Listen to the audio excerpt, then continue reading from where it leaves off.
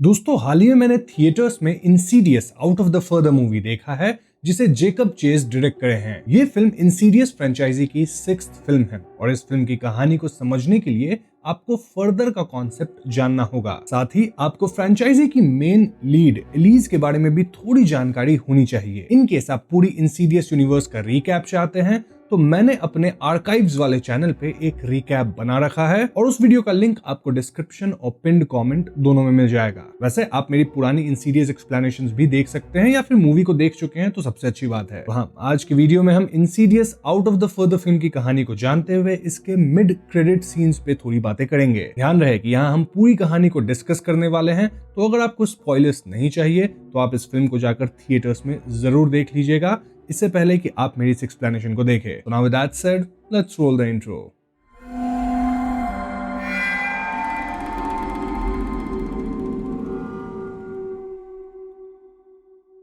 तो फिल्म की कहानी 1999 के पिट्सबर्ग में शुरू होती है, जहां हम जेमा नामक एक बच्ची को अपने घर के बाहर बारिश में भीगते देखते हैं। जेमा के घर में उसकी माँ इनग्रिड रहती हैं और इनके घर के मेल बॉक्स पे जेमा और इनग्रिड का नाम लिखा था। अब दोस्तों जेमा अपने ही घर के अंदर जाने से डर रही थी क्योंकि उसकी माँ इनग्रिड कुछ समय से मेंटली स्टेबल नहीं है। हिम्मत करके जेमा घर के अंदर जाती है जहां उसकी माँ डाइनिंग टेबल पे पड़ी हुई थी और उनके पास लैंडलाइन एक फोन पड़ा हुआ था जिसपे टाइम बताया जा रहा था। जेमा यहाँ खुद से घर के चोर्स वगैरह करती है जैसे कि साफ सफाई एंड ऑल, देन वो खाना वगैरह खाती है एंड फाइनली अपने रूम में चली जाती है। हम समझ पाते हैं कि जेमा पढ़ाई में बहुत अच्छी थी। इनफैक्ट उसके असाइनमेंट्स पे एक A+ का स्टिकर था एंड दिस डिपिक्ट्स कि उसे क्लास में A+ मिला होगा। जेमा ये स्टिकर अपने एक टॉर्च पे चिपका लेती है और तभी उसकी माँ कमरे में आती है। इनग्रिड को देख के क्लियर था कि वो बहुत ज्यादा बीमार थी या फिर उन्हें किसी और तरह की परेशानी तो है। इनग्रिड जेमा को डिनर के लिए पूछती है और जेमा वाज लाइक कि मैं तो डिनर कर चुकी हूँ। इसके बाद इनग्रिड चली जाती है और जेमा अपना कमरा बंद कर लेती है। खैर तो देर रात जेमा को अपनी माँ की चीखने की आवाज आती है और जेमा टॉर्च लेके बाहर जाने का सोचती है, लेकिन दोस्तों जेमा का वो टॉर्च जिसपे वो A+ वाला स्टिकर चिपकाई थी वो अपने आप ही कहीं गायब हो गया था। इस बात को आप याद रखना। अब जेमा हिम्मत करके बाहर जाती है और वो अपनी माँ के हाथ में चाकू पाती है। इनग्रिड चाकू लेके हवा में ही हमला कर रही थी, देन इधर उधर दौड़ रही थी और ऐसे में जेमा उनका पीछा करती है। जेमा देखती है कि इनग्रिड बाथरूम में गई हैं और जेमा भी पीछे पीछे बाथरूम के डोर तक पहुंचती है। ना बाथरूम के शावर एरिया में इनग्रिड अजीब एक्सप्रेशन के साथ खड़ी थी और वो कहती है कि वॉच मी। फिर वो अपना सर दीवार पे बार बार मारती है जिसे देख जेमा चिल्लाने लगती है। तभी एकदम से बाथरूम का दरवाजा अपने आप बंद हो जाता है और जेमा बाहर से उसे खोल ही नहीं पाती क्योंकि ऐसा प्रतीत हो रहा था मानो कोई अंदर से दरवाजा का लॉक हैंडल पकड़ के खड़ा हो। फाइनली बाथरूम के अंदर से आवाज आनी बंद हो जाती है और जेमा बस अंदर से खून निकलता देख पाती है। यहीं पे ये सीन कट होता है। अब दोस्तों यहाँ से कहानी 20 साल आगे आ जाती है जहां जेमा बड़ी होके एक डेंटिस्ट बन चुकी है। जेमा की एक बेटी है जिसका नाम माया है और जेमा का निक नामक एक बॉयफ्रेंड भी है। निक पुलिस की नौकरी करता है और निक एक्चुअली में माया का पिता नहीं है। इनफैक्ट जेमा तो अब तक निक को अपनी बेटी माया से मिलने तक नहीं दी है क्योंकि जेमा इज नॉट श्योर कि माया निक को एक्सेप्ट करेगी या नहीं। साथ ही जेमा आज भी अपने उस पुराने घर में ही रहती है और घर के मेल बॉक्स पे अब जेमा और माया का नाम लिखा है। अब जेमा के पड़ोस में सलिवंस कपल रहते हैं जो कि काफी बूढ़े हैं। देन एक लेडी रहती है विथ हर डॉग, तो हम इन्हें डॉग लेडी बुलाएंगे। माया को डॉग्स बहुत पसंद है इसलिए माया की लेडी और उनके डॉग से काफी बनती है। अब यहाँ एक अजीब बात ये थी दोस्तों कि इस नेबरहुड में 3 अजीब क्रीपी लोग भी थे जो कि जेमा को घूरते रहते थे। इनमें एक बूढ़ा इंसान था, देन एक बूढ़ी औरत थी और तीसरी औरत भी बूढ़ी ही थी लेकिन उसकी हाइट काफी छोटी है। खैर तो एक दिन घर पे जेमा और माया मिलकर स्टोरेज रूम में माया के कुछ खिलौने रख रहे थे और वहां हम व्यूअर्स देखते हैं कि जेमा अपनी माँ का सारा सामान आज भी यहाँ स्टोर करके रखी है। माया को यहाँ जेमा और इनग्रिड की एक फोटो मिलती है जिसे देख माया अपनी ग्रैनी इनग्रिड के बारे में पूछने लगती है। जेमा इस बात को टाल देती है और हम व्यूअर्स नोटिस करते हैं कि इनग्रिड के सामान में एक रिंग भी था जिसपे CL इनिशियल्स थे। अब उस रात जेमा सोने जाती है। वहीं पैरेलल में हम जेमा के घर के बाहर उन 3 क्रीपी लोगों को देखते हैं। उस रात जेमा की जब नींद खुलती है तो बिस्तर के नीचे उसे अपने बचपन वाला वही टॉर्च मिलता है जिसपे A+ स्टिकर था। अब ये टॉर्च तो 20 साल पहले खो चुका था तो अब अचानक कहां से आया। जो भी हो, जेमा कमरे से बाहर जाती है जहां लैंडलाइन फोन से वही सेम टाइम वाली आवाज आ रही थी जो कि 20 साल पहले हमने सुनी थी। इनफैक्ट जब जेमा फोन को अपने कान पे लगाती है तो एक आवाज दूसरी तरफ से कहती है कि द डोर इज ओपन, यानी दरवाजा खुला है। इस पॉइंट पे जेमा पैसेज वे में लैंडलाइन फोन का जो पहले वायर होता था ना, लंबा घुंघरेला सा, वैसा देखती है जो कि जमीन पे पड़ा हुआ था, और वो इस वायर को फॉलो करती है। ये वायर बाथरूम तक जा रही थी, जो कि आज भी 20 साल पहले जैसा ही दिखता है, और यहाँ ये वायर कटी हुई थी। जेमा को एक लेडी की आवाज सुनाई दे रही थी जो कि जेमा से मदद मांग रही थी, और फिर एकदम से जेमा को वही शब्द सुनाई देते हैं जो कि उसकी मां खत्म होने से पहले बोली थी। याद है ना वो क्या बोली थी? वॉच मी। हालांकि इस बार ये आवाज डेमोनिक थी दोस्तों। जेमा परेशान होने लगती और तभी उसकी नींद खुल जाती है और माया उसे जगा रही थी। जी हाँ, ये सब एक सपना था। लेकिन यहाँ खास बात ये थी कि जेमा को अपने बिस्तर पे अपना 20 साल पहले गायब हुआ A+ स्टिकर वाला टॉर्च वाकई में पड़ा मिलता है। तो क्या जेमा वाकई में सपना ही देखी थी या फिर ये कुछ और है? This is really weird. अब जेमा तैयार होकर अपनी बेटी माया को स्कूल छोड़ने जाती है और यहाँ पड़ोसी डॉग लेडी का कुत्ता रडार थोड़ा ग्राउल कर रहा था, जबकि यूजुअली वो काफी फ्रेंडली सा कुत्ता है। तभी हम अक्रॉस द स्ट्रीट उन 3 अजीब लोगों को देखते हैं और शायद उन्हें ही देख के ये कुत्ता गुर्रा रहा था। खैर, अब उस शाम जब जेमा काम से घर लौटती है तो वो अपने घर पे एक फोटो फ्रेम टूटा हुआ पाती है। माया के सोने के बाद जेमा लिविंग रूम में एक पिलो फोर्ट देखती है जिसमें से एक दांत के शेप का खिलौना गुर्रक के बाहर आता है। यहाँ मैं आपको बता दूं कि पिलो फोर्ट मतलब कि वो बच्चे नहीं पिलोज और बेडशीट वगैरह से कुछ तो बना देते हैं जिसके अंदर वो घुसते हैं, केव जैसा, वही। और ये दांत वाला खिलौना जेमा अपनी बेटी माया को आज सुबह ही दी थी, इसलिए जेमा को लगता है कि फोर्ट के अंदर शायद माया छिपी होगी। लेकिन दोस्तों, जैसे ही जेमा अंदर जाती है वो कहीं और ही पहुंच जाती है, मतलब जहां उसके आगे पीछे इनफाइनाइट लंबा रास्ता था। और ये रास्ता कोई बड़ा सा नहीं बल्कि ये जगह किसी वेंट स्पेस जैसा था जहां आप सिर्फ क्रॉल कर सकते हो। जस्ट दैट इसके वॉल्स पिलो वाले थे। जेमा यहाँ फंस चुकी थी और ऐसे में वो डर के आगे बढ़ने लगती है यूजिंग हर फोन्स फ्लैशलाइट। लेकिन तुरंत ही जेमा को वही 3 क्रीपी लोग दिखने लगते हैं जो कि उसे डराते हुए उसका पीछा कर रहे थे। भागते हुए जेमा डेड एंड तक पहुंच जाती है, लेकिन समहाउ वो पिलोज में होल करके बाहर निकलने की कोशिश करती है। अभी एकदम से उन 3 क्रीपी लोगों में से एक बुढ़ा था ना, वो जेमा के सामने आके कहता है कि ही इज कमिंग। देन वो जेमा को एक अजीब सी शील्ड शेप का पिन देता है जिसपे सेम CL वाली इंस्क्रिप्शन थी। तभी जेमा की नींद खुल जाती है और उसे एहसास होता है कि ये भी एक नाइटमेयर ही था। ऑल्दो जेमा के हाथ में वो शील्ड रूपी पिन चुभा हुआ था, यानी कि जेमा भले नाइटमेयर देखती है लेकिन वहां दिखी चीजें रियल वर्ल्ड में भी आ जाती है। इस पॉइंट तक जेमा इतना डर गई थी कि वो पिलो फोर्ट तोड़ने लगती है और तभी माया यहाँ आ जाती है। माया को देख जेमा बहाना बना देती है कि वो तो बस क्लीनिंग कर रही थी। खैर, तो अगले दिन जेमा जब अपने काम पे जाती है तो वहां डॉक्टर्स के फोटो वॉल से उसकी फोटो गायब थी। अगर आपको याद हो तो जेमा को कल ही अपने घर में टूटी हुई फोटो फ्रेम मिली थी, राइट? तो यहीं से शायद वो फ्रेम वहां गई होगी और टूटी होगी। जो भी हो, जेमा से दांत दिखवाने एक पेशेंट आया था और ये पेशेंट और कोई नहीं बल्कि वो 3 क्रीपी लोगों वाला बुढ़ा था दोस्तों। अब जेमा इस क्रीपी बुढ़े से डर रही थी, स्टिल वो उनका दांत चेकअप करने लगती है। बुढ़े के दांत में से एक थ्रेड या हेयर जैसा कुछ निकल रहा था जिसे जेमा खींचने लगती है और ये बाल निकलते ही जा रहा था, रुक ही नहीं रहा था। एक पॉइंट पे बाल बुढ़े के कीटाणु वाले दांत को तोड़ देता है। इस पॉइंट पे जेमा बुढ़े के मुंह का एक्सरे लेती है और वो पाती है कि बुढ़े के मुंह में एक सेकंड सेट ऑफ टीथ निकल रहे हैं जो कि बहुत अजीब दिख रहे थे। मतलब किसी के पास 2 सेट ऑफ दांत कैसे हो सकता है? जेमा बुढ़े का मुंह खुलवा के चेक करती है, लेकिन एकदम से सेकंड सेट ऑफ शैतानी दांत जेमा की उंगली बाइट करते हैं। जेमा डर के पीछे हटती है और उसका सर लैंप से टकरा जाता है जिससे वो गिर जाती है। अब जैसे ही जेमा उठती है वो खुद को एक अजीब सी दुनिया में पाती है जो कि ऑफ कोर्स द फर्दर है। जी हाँ दोस्तों, जेमा फर्दर में पहुंच चुकी है और यहाँ उसे अजीब डीमंस दिखने लगते हैं, लाइक एक दांत वाली बच्ची है एंड मेनी मोर। ये डीमंस जेमा को पकड़ के बैठा देते हैं। देन एक क्रीपी डीमन एक ड्रिल लेके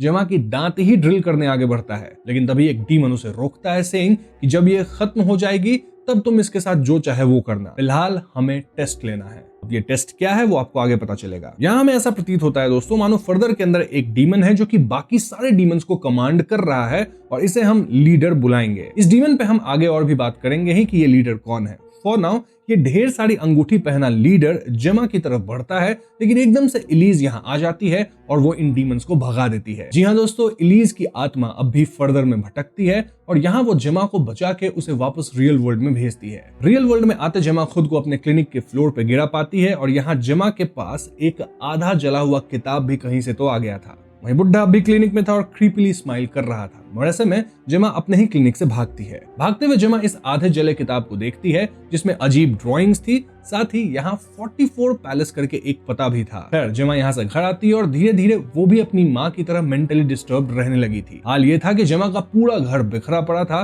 और माया अपना ख्याल खुद से रख रही थी, ठीक वैसे ही जैसे बचपन में जेमा अपना ख्याल खुद से रखती थी और इनग्रिड अपनी ही दुनिया में खोई रहती थी। इस पॉइंट पे निक जेमा से मिलने आता है और वो यहाँ माया से भी पहली बार मिल लेता है। निक और माया की तुरंत बॉन्डिंग हो जाती है और दोस्तों निक का मानना था कि क्योंकि जेमा अपनी माँ के ही घर में रहती है जहां वो अपनी माँ को अपनी आंखों के सामने खो दी थी, तो इसी ट्रॉमा के कारण जेमा को ऐसे सपने या हैलुसिनेशंस आते रहते हैं। जेमा इस बात को नहीं मानती क्योंकि वो किसी भी हाल में अपनी माँ से इनहेरिट किया हुआ घर छोड़ना नहीं चाहती थी। जेमा निक से कहती है कि वो कुछ देर माया के साथ रहे एज जेमा उस 44 पैलेस वाली एड्रेस पे जाना चाहती है। तो हाँ, निक माया का ख्याल रखता है। वहीं जेमा 44 पैलेस वाली एड्रेस पे पहुंचती है जो कि एक टैटू शॉप था। यहाँ जेमा क्लेयर से मिलती है और दोस्तों क्लेयर को ऑलरेडी पता था कि जेमा उससे मिलने आएगी। कैसे? वेल, क्लेयर को एलिज ये बता दी थी और एलिज आज भी फर्दर से मैसेजेस या हिंट्स वगैरह दे सकती है इन रियल वर्ल्ड, और कहीं ना कहीं जो अपनी क्लेयर है वो इन चीजों को समझती है, इन हिंट्स को पकड़ पाती है। इस पॉइंट पे आप पूछ सकते हैं कि क्लेयर एलिज की मदद क्यों कर रही है, मतलब इन दोनों का रिलेशन क्या है। और ऐसा मैं आपको बता दूं कि एक्चुअली में क्लेयर का जब जन्म हुआ था तो उसकी माँ उसी प्रोसेस में समाप्त हो गई थी। हाँ, क्लेयर कभी अपनी माँ से नहीं मिली, लेकिन एलिज की मदद से कहीं ना कहीं क्लेयर फर्दर में गई होगी जहां वो अपनी माँ से मिल पाई होगी,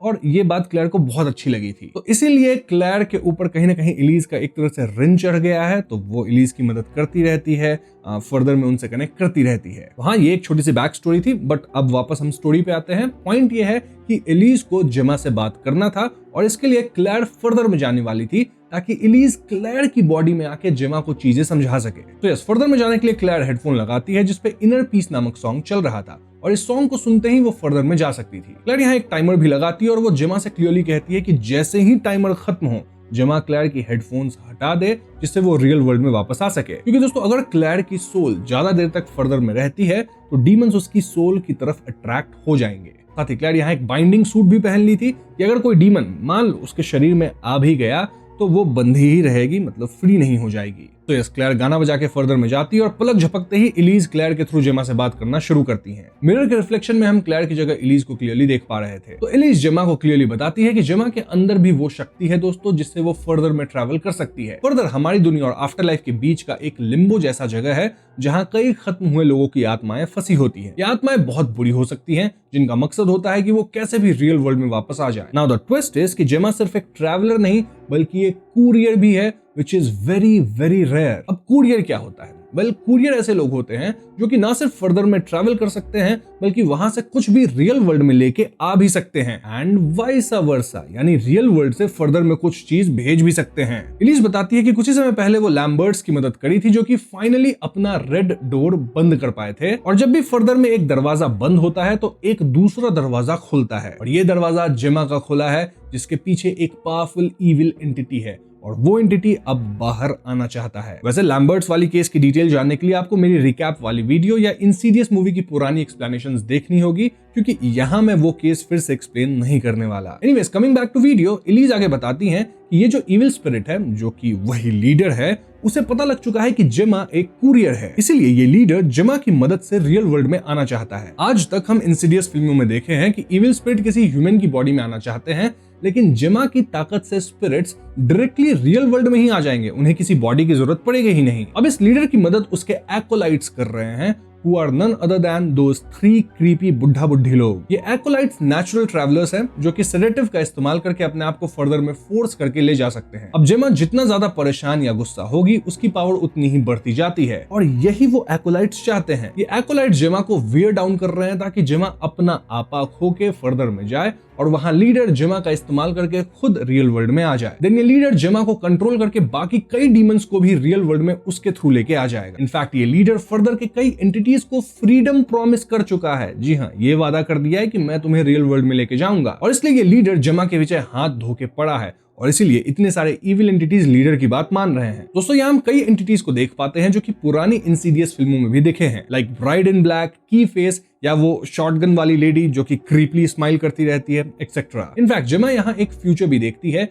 जहां ये डीमंस रियल वर्ल्ड में आके तबाही मचा रहे थे, लाइक सब रोड पे एक साथ खड़े थे। देन शॉटगन लेडी थी ना, वो एकदम निक को निपटा दी एंड ऑल। आई मीन ये सब फ्यूचर में हो सकता है, ऐसा वो फ्यूचर देखी है, हुआ नहीं है। इस सब के दौरान टाइमर खत्म होता है और जेमा तुरंत क्लेयर का हेडफोन्स हटा के उसे होश में ले आती है। जेमा और क्लेयर दोनों बहुत डरे हुए थे क्योंकि इन दोनों ने जो फ्यूचर देखा था वो बहुत ज्यादा डरावना था। जेमा तुरंत घर वापस आके निक को ये सब बताती है एंड एज एक्सपेक्टेड निक इन बातों पे यकीन नहीं करता। स्टिल निक वाज लाइक कि वो उन 3 बुढ़ों पे नजर रखेगा। इनफैक्ट वो आज रात जेमा के साथ ही रुकेगा। यहाँ निक फिर से जेमा से कहता है कि वो इस घर को ही छोड़ दे और दोस्तों इस बात पे जेमा भड़क जाती है। इट वाज क्लियर कि जेमा के लिए ये घर बहुत मायने रखता है। खैर दूसरा जेमा को फिर नाइट में आता है जहां वो अपने ही घर के क्लोजेट में रेड डोर को देख पाती है। इस नाइट में से डर के जेमा उठ जाती है। ऑल्दो देखा जाए तो अब जेमा को ये पता चल गया है कि रेड डोर उसके घर में एग्जैक्टली कहां है। निक जेमा के साथ ही सो रहा था और अचानक निक को जेमा के पीछे एक अजीब आधे शरीर वाला क्रीचर दिखता है जिसके शरीर से मतलब जो आधा कटा हुआ था उससे धुआं निकल रहा था। जी हाँ दोस्तों, ये एंटिटी फर्दर से रियल वर्ल्ड में आ गया था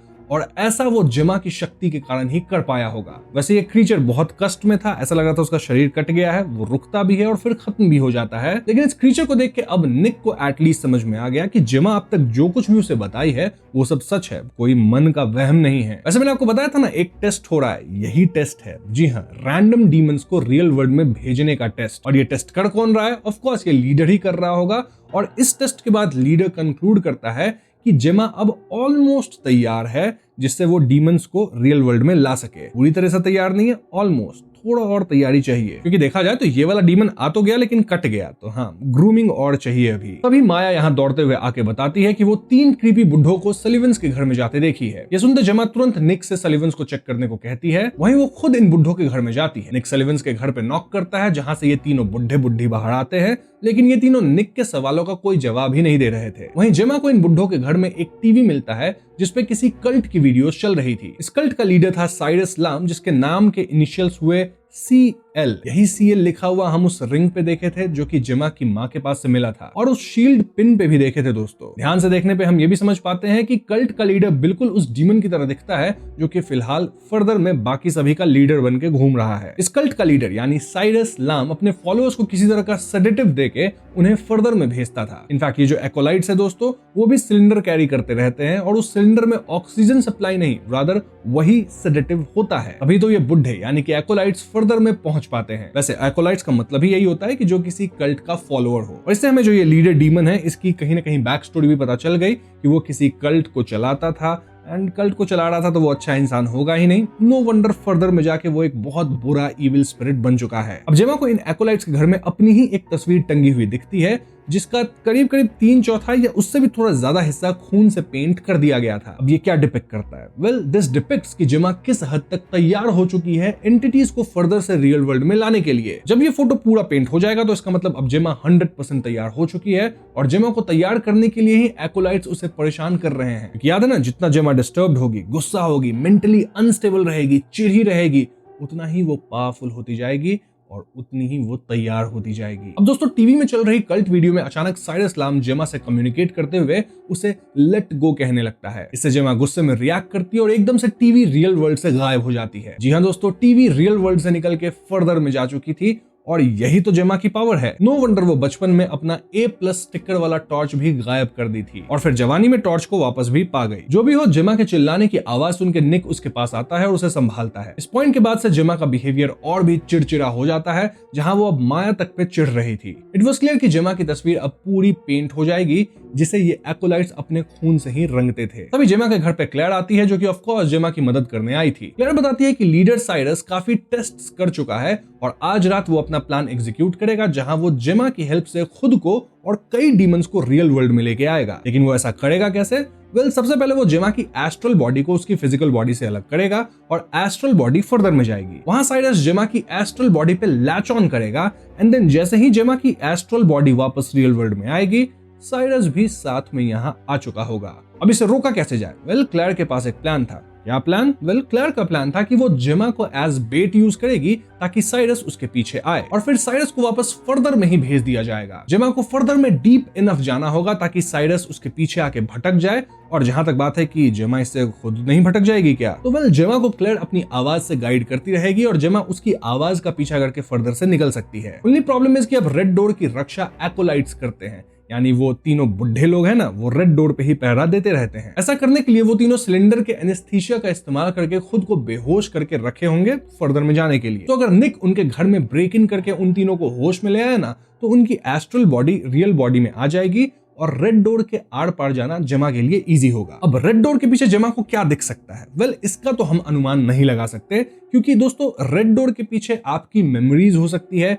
या फिर कोई डीमन भी हो सकता है। ये रिस्क जेमा को खुद ही लेना होगा और डरने की जरूरत नहीं है, क्योंकि जेमा के साथ एलिज होंगी। तो यस, प्लान वाज सेट और ऐसे में जेमा पहले अपनी बेटी माया को डॉग लेडी वाली नेबर के घर पे छोड़ने जाती है। यहाँ हम देख पाते हैं कि माया अब तक बहुत ज्यादा परेशान हो चुकी थी, मे बी बिकॉज़ जेमा का बर्ताव अब काफी अजीब था। जो भी हो, माया इज सेफ नाउ और अब जेमा इस मिशन को अंजाम दे सकती है। तो हाँ, मिशन शुरू हो चुका है, जहां क्लेयर जेमा को भी वही अपना वाला म्यूजिक सुनाती है, जिससे जेमा फाइनली अपने एस्ट्रल बॉडी को अपने फिजिकल बॉडी से अलग कर पाती है। जेमा तुरंत एलिज से मिलती है और रेड डोर की तरफ बढ़ती है, लेकिन यहाँ तो वो दो बूढ़ी एकोलाइट्स पहरा दे रही थी, बुड्ढा यहाँ नहीं था। दोनों बूढ़ी एकोलाइट्स यहाँ एलिज और जेमा दोनों पे हमला बोल देती है। ये एकोलाइट्स इन दोनों पे भारी पड़ रही थी, यानी निक को जल्दी से इनके रियल बॉडी को ढूंढना होगा और जगाना होगा। वहीं निक एकोलाइट्स और सलिवंस का घर चेक करता है, जहां ये एकोलाइट्स दिख ही नहीं रहे थे। घर में कई एडल्ट डाइपर्स वगैरह थे और तभी निक का ध्यान फ्लोर पे जाता है। निक फ्लोर को उखाड़ देता है और दोस्तों फ्लोर के अंदर ये दो बूढ़ी लेटी हुई थी, सिलेंडर लगा के मस्त सो रही थी। निक एक बुढ़ी को थप्पड़ मार के उठाता है और दूसरी को टेजर गन लगा के जगा देता है। ये सब एकदम ऐन वक्त पे होता है, जिससे एस्ट्रल वर्ल्ड में जेमा और एलिज को थोड़ी राहत मिलती है। लेकिन दोस्तों उस बुढ़े का शरीर अब तक नहीं मिल पाया था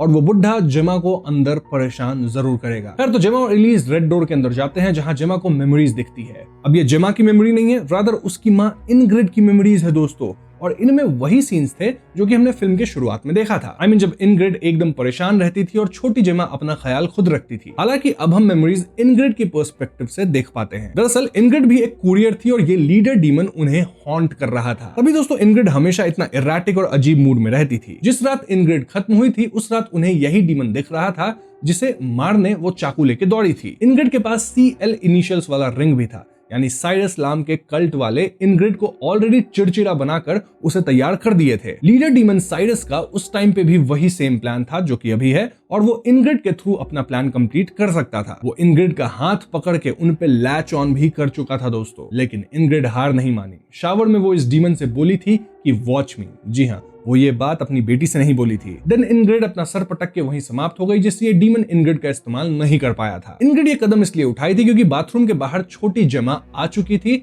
और इनग्रिड जेमा को बचाना चाहती थी। अब ये सब दृश्य बड़ी जेमा और एलिज देख रहे होते हैं और बड़ी जेमा नहीं चाहती थी कि छोटी जेमा अपनी माँ को खत्म होते हुए देखे। इसलिए दोस्तों बड़ी जेमा ही बाथरूम का दरवाजा अंदर से लॉक कर दी थी। याद है ना, छोटी जेमा के सामने दरवाजा अपने आप लॉक हो गया था, एज इफ कोई अंदर से लॉक हैंडल को पकड़ा हो। वेल, उस इंसिडेंट का राज यही है। ये काम बड़ी जेमा कर रही थी। इनके साथ सोच रहे हैं कि यहाँ तो पास्ट प्रेजेंट सब मिक्स हो रहा है, तो वेल फर्दर के अंदर टाइम और स्पेस का कॉन्सेप्ट नहीं है, तो स्पेस टाइम यहाँ बेंड होता ही रहता है। ओवरऑल इस मेमोरी से हमें पता चलता है कि जेमा की माँ इनग्रिड पागल नहीं थी, रादर वो जेमा को बचाने के लिए खुद को सैक्रिफाइस कर दी थी। इनग्रिड आज तक यहाँ इस लीडर साइरस डीमन के साथ फंसी है और उसे भी फंसाए रखी थी। और देखा जाए तो जेमा हमेशा अपनी माँ को हेट करते आई थी, लेकिन उसकी माँ तो देव मानुस निकली रहे। लेकिन अब ये डीमन आजाद होना चाहता है। जेमा और एलिज यहाँ इनग्रिड की आत्मा से मिल भी पाते हैं दोस्तों, और इनग्रिड अपनी बेटी को देख के काफी खुश होती है। लेकिन इसी पॉइंट पे एलिज का दिमाग चलता है, अगर इनग्रिड एक कुरियर थी और जेमा भी एक कुरियर है, तो जेमा की बेटी माया भी तो एक कुरियर ही होगी ना। मतलब ये इनहेरिटेड है एक तरह से, यानी कि लीडर डीमन कभी जेमा को टारगेट कर ही नहीं रहा था। जेमा तो मतलब एक रूस थी, रूस बोले तो डिसेप्शन, फॉल्स टारगेट। रादर इस डीमन का असली टारगेट तो माया है। जी हाँ दोस्तों, यहाँ आता है कहानी में ट्विस्ट, और हम देख पाते हैं कि जेमा की एक तस्वीर थी ना, जिसको एकोलाइट्स खून से रंग रहे थे, पूरा रंग भी चुके हैं। वेल, उसके पीछे माया की भी एक तस्वीर थी जिसे खून से पूरा रंगा गया था। दिस मींस कि एकोलाइट्स शुरू से ही सिर्फ जेमा को नहीं बल्कि माया को भी इरैटिक बना रहे थे, उसे तैयार कर रहे थे, इरिटेट कर रहे थे। हमें कुछ फ्लैशबैक्स दिखाए जाते हैं जहां माया भी जेमा की तरह अजीब बिहेव कर रही थी, लेकिन वो कभी नजर में नहीं आई क्योंकि जेमा खुद सही मेंटल स्पेस में नहीं थी, तो माया को क्या देखती। अब इस वक्त माया डॉग वाली जो लेडी थी ना, उनके घर पे थी, लेकिन एकदम से लीडर साइरस डीमन माया के एस्ट्रल बॉडी को उसके फिजिकल बॉडी से अलग कर देता है। देन वो माया के एस्ट्रल बॉडी पे लैच ऑन करके रियल वर्ल्ड में आने वाला है। जी हाँ दोस्तों, वहीं एलिज और जेमा भागते हुए वापस रियल वर्ल्ड में आना चाहते हैं और यहाँ क्लेयर इन्हें अपनी आवाज से गाइड कर रही थी। बाय द वे, डीमंस को रियल वर्ल्ड में लाने में वो बुढ़ा एकोलाइट था ना, वो मदद कर रहा है, और अगर निक लास्ट बुढ़े को ढूंढ के उसे जगा दे तो ये सब रुक सकता है। बाय द वे, यहाँ निक को सलिवंस की लाश भी कॉटन और डाइपर्स वगैरह में लपेटी मिल जाती है, व्हिच मींस कि एकोलाइट ने सलिवंस दंपत्ति को निपटा दिया है। मतलब ये तो हम एक्सपेक्ट कर ही लिए थे। अब ये लाश एटिक में थी और यहीं का फ्लोर हटाने पे निक को फाइनली आखिरी बुढ़ा मिल जाता है। निक इस बुढ़े को तेज करके जगाने की कोशिश करता है, लेकिन ये बुढ़ा तो जाग ही नहीं रहा था। फर्दर में बुढ़े को करंट लग रहा था, लेकिन बुढ़ा इसे झेल रहा था जाग नहीं रहा था। ऐसे भी अब तक देर हो चुकी थी दोस्तों, क्योंकि फाइनली लीडर साइरस डीमन माया के साथ रियल वर्ल्ड में आ चुका था। जी हाँ, वो रियल वर्ल्ड में आते ही डॉग वाले लेडी को निपटा देता है। वहीं माया डॉग को लेकर कपबोर्ड में छिप जाती है। तभी इस घर में निक एंट्री लेता है और वो साइरस पे गोली चलाता है। लेकिन दोस्तों साइरस को गोली से थोड़ी कुछ होना था। इनफैक्ट साइरस एक उंगली उठाता है और निक उड़ते हुए बाहर अपनी पुलिस कार से टकरा के बेहोश हो जाता है। फिर साइरस डॉग की आवाज सुन के माया को भी ढूंढ लेता है और उसे अपने गोद में उठा के जेमा के घर में लाता है। साइरस का प्लान था कि वो माया को कंट्रोल करके जितना हो सके उतने डीमंस को रियल वर्ल्ड में लेके आएगा, क्योंकि उसने सभी डीमंस को ये वादा किया था। साइरस बार बार माया के सर पे उंगली रख के उसे सुलाता और फिर जगा देता। इससे हर बार फर्दर से एक डीमन हमारी वर्ल्ड में एंट्री ले पा रहा था और फर्दर में डीमंस को बारी बारी भेजने का काम उस बुढ़े एकोलाइट का था,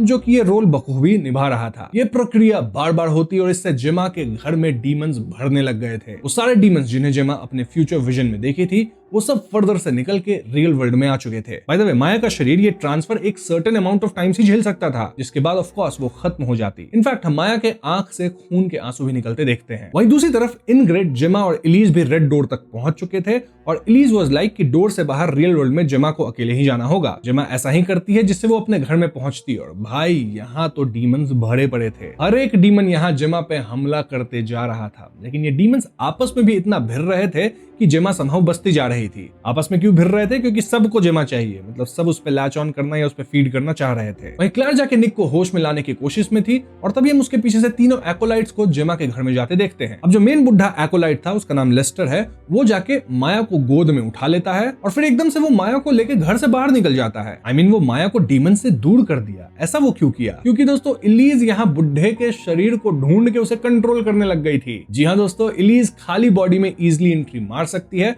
और बॉडी तो डिस्कवर हो ही गई थी कि कहां है। और हाँ, बुढ़े का शरीर भी तो खाली था, क्योंकि उसकी तो जो एस्ट्रल है प्रोजेक्शन, वो तो कहीं ना कहीं फर्दर में थी। तो इसी का फायदा इलीज उठाई। अब जैसे ही इलीज बुढ़े के शरीर को छोड़ती है, बुढ़ा अपने होश में आता है और उसे रियलाइज होता है कि वो कितनी बड़ी गलती कर गया। वो तुरंत घर के अंदर जाके लीडर साइरस से माफी मांगता है, लेकिन साइरस अपने तेज नाखून से एक ही झटके में तीनों एकोलाइट्स को निपटा देता है। अब डीमंस घर से बाहर निकलने का सोचते हैं। इनफैक्ट ये डीमंस तो पूरे घर को ही तोड़ने लग गए थे, लेकिन जेमा भी तो घर में थी ना। वेल, वो दरवाजा बंद करती है। वहीं बाहर माया अपने होश में आ चुकी थी। इनफैक्ट क्लेयर और निक भी माया के साथ थे। माया जानती थी कि उसकी माँ उसे बचाने के लिए शायद खुद को सैक्रिफाइस करने वाली है, इसलिए वो दौड़ के घर के दरवाजे पे आके उसे खोलने की कोशिश करती है। लेकिन दोस्तों जेमा अंदर से लॉक पकड़ी हुई थी ताकि माया अंदर ना आ सके। जेमा माया से लॉक हैंडल छोड़ने की रिक्वेस्ट करती है और माया ना चाहते हुए भी ऐसा करती है। अब तक डीमंस घर को तोड़ के ऑलमोस्ट बाहर निकल ही गए थे, लेकिन तभी जेमा अपनी पूरी ताकत का इस्तेमाल करके पूरे घर को ही रियल वर्ल्ड से गायब करके फर्दर में पहुंचा देती है। जी हाँ दोस्तों, जैसे ही पूरा घर फर्दर के अंदर जाता है,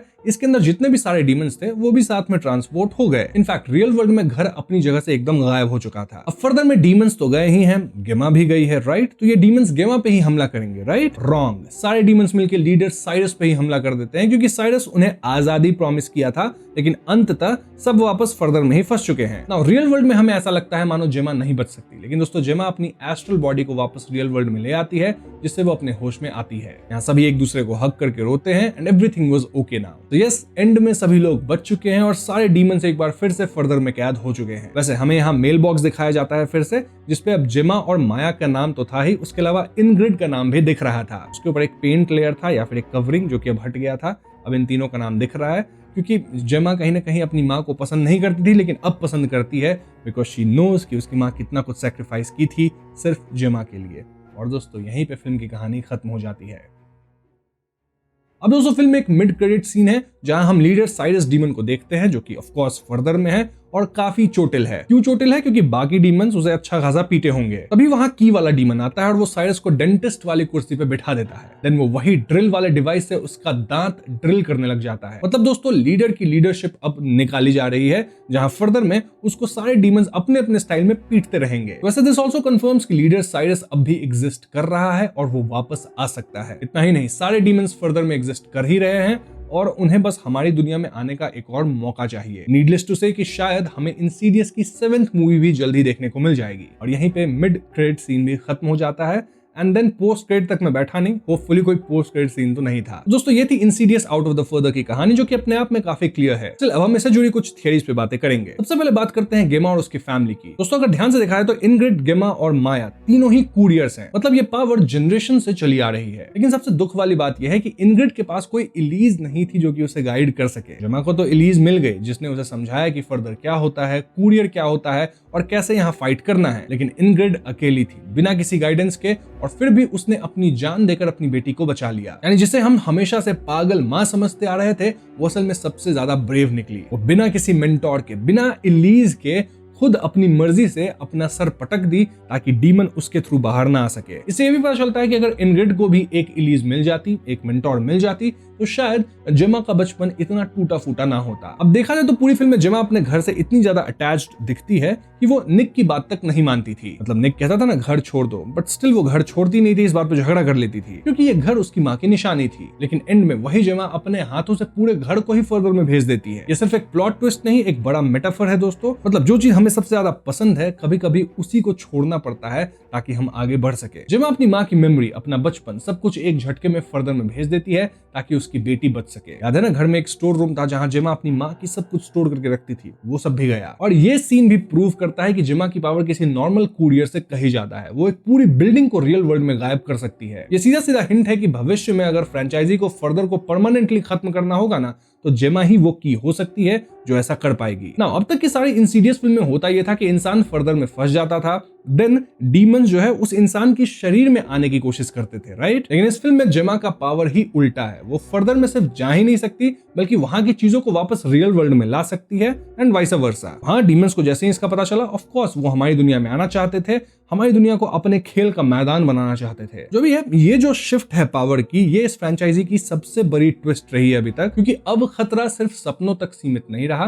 मतलब अगले पार्ट्स में डीमंस सीधा रियल वर्ल्ड में ऑपरेट कर सकते हैं बिना किसी को पजेस किए। इसीलिए मिड क्रेडिट सीन में जो साइरस को दोबारा टॉर्चर किया जा रहा है, वो सिर्फ रिवेंज नहीं, वो अगली फिल्म का सेटअप भी हो सकता है। अब फिल्म में एक बात एलिस बहुत क्लियरली बताती है, देखो ये जो जेमा का रेड डोर खुला, वो कोई कोइंसिडेंस नहीं है। लैम्बर्ट फैमिली ने अपना रेड डोर बंद किया था और उसी वजह से फर्दर में एक और दरवाजा खुल गया, वही दरवाजा जिसके पीछे साइरस था। इससे ये कंफर्म होता है कि फर्दर के अंदर सब कुछ कनेक्टेड है। एक फैमिली की जंग खत्म होती है तो दूसरी फैमिली की शुरू हो जाती है। और क्योंकि टाइम फर्दर में लीनियर नहीं चलता, इसलिए ये भी पॉसिबल है कि आगे की फिल्म्स में जेमा और लैम्बर्ट फैमिली का कोई क्रॉसओवर भी हो सकता है। इतना ही नहीं, भले अभी जेमा वाला चैप्टर क्लोज हो गया है, लेकिन शायद कहीं और कोई दूसरा चैप्टर ओपन हो जाए। इनफैक्ट माया जब बड़ी हो जाएगी तो उसका कोई नया चैप्टर आ जाए, क्योंकि एक दरवाजा बंद होगा तो दूसरा खुल ही जाएगा ना, ये बात क्लियरली बता ही दी गई है। इसके अलावा साइरस की बात की जाए तो उसकी हिस्ट्री हमें पूरी तरह से नहीं दिखाई गई, बस हमें ये बताया गया कि वो किसी तरह के कल्ट में था, जो लोग मतलब किसी तरह का सेडेटिव्स लेते थे एंड देन फर्दर में ट्रैवल करते थे। एंड साइरस कल्ट बनाया होगा, तो कल्ट के अंदर समझ ही रहे हो क्या होता है,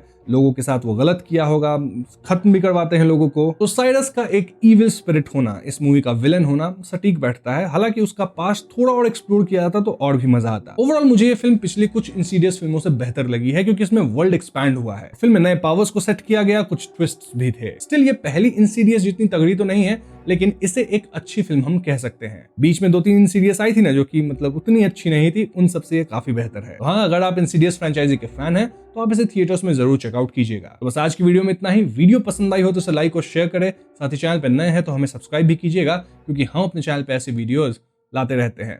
पीस।